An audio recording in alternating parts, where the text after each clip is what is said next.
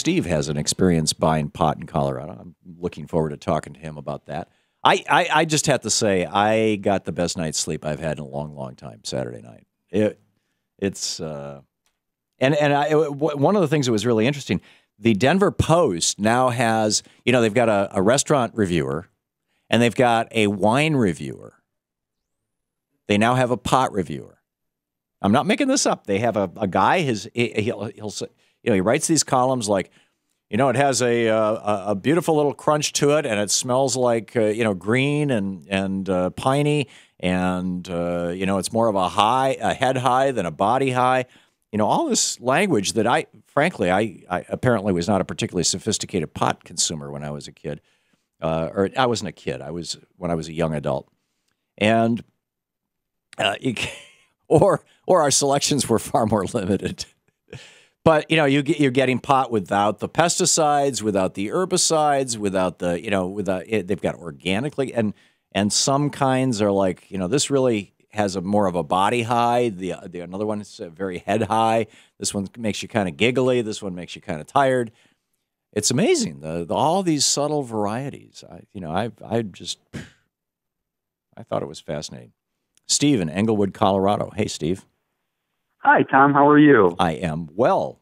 It's all worn off. That's the other amazing thing. I woke up. I was fairly stoned when I fell asleep Saturday night. I mean, it was the equivalent of 3 drinks. It was a pretty good kick. And when I woke up in the morning, I was totally lucid, totally fresh, totally clear, and no hangover. Had that been alcohol, I would have woken up with a headache. Anyway, back to you, Steve. So anyways, it's an absolutely fascinating experience to go into one of these pot shops.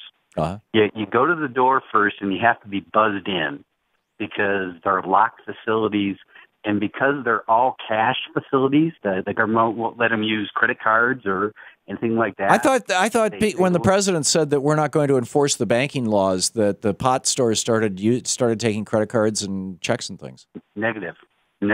In Colorado, really? Yep.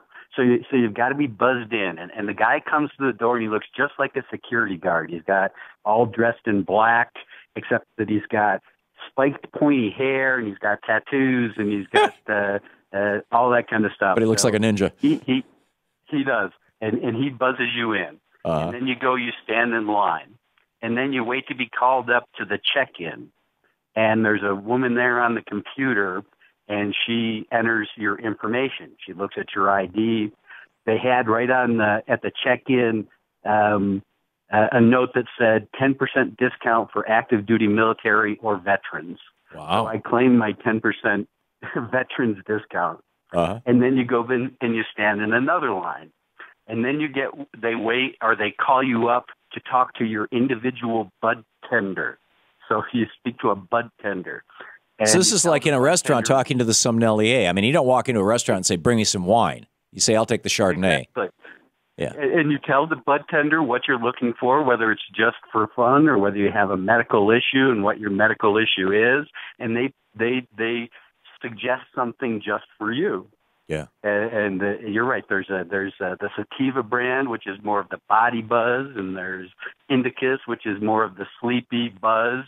And you make your choice, and then there's different things. They actually have the flowering plant, or they have like little hash oil cartridges for e-cigarettes, and you can buy e-cigarettes. They have like a cream if you want a transdermal cream. One of the people who I saw this weekend is a woman I believe in her 60s or 70s. Who fell down and injured her elbow, and they took her to the pot store to get something to put on her elbow. And she was like, "Boy, this is great. It doesn't hurt anymore."